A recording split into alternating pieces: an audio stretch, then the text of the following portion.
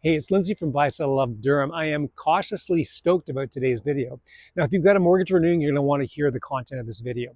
If you like what you hear, click the subscribe button so you never miss an episode of this. They come out every week, sometimes twice a week, and they're all fact-based. They're all basically, I've sold real estate for 39 years. I've done everything from owning real estate offices to flipping houses, to buying, selling, renovating. So you can rest assured that the content is all fact-based and it's tried and true proven. So let's just jump straight into the content. If you are renewing a mortgage, if you have a mortgage coming up for renewal, first thing that I would suggest is this.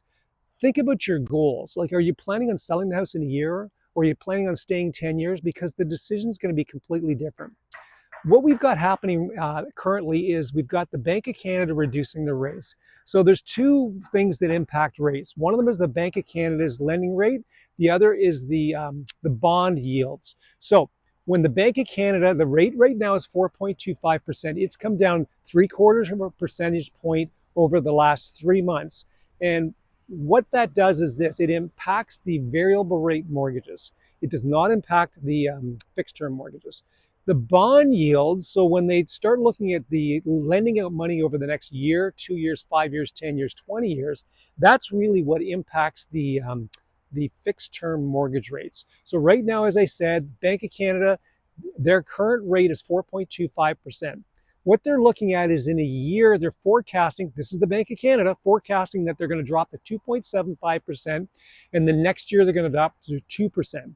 So with the bond yields, where we are right now, if you had a 1 month bond, you wanted to buy a 1 month bond, the yield on that would be 3.3%. If you wanted to buy a 1 year bond, the yield comes down to 2.9%.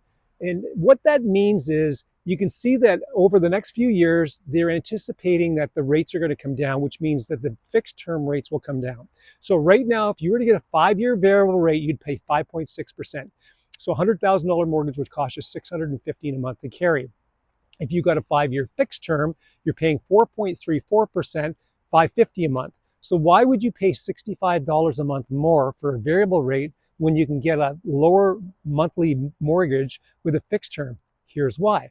If the Bank of Canada does what they say they're going to do, which is drop it another 1.5 within the next year, that $615 variable rate payment goes down to $460 a month.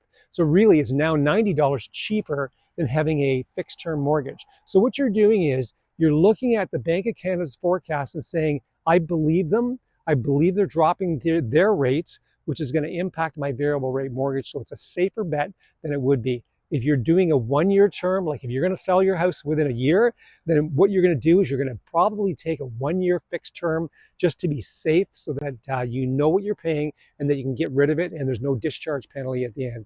If you've got any questions, shoot me a comment in the comment section on YouTube or catch me on any of my social media platforms or just send me an old style email. I love to hear from people in my inbox. If you've got any questions, please feel to reach out.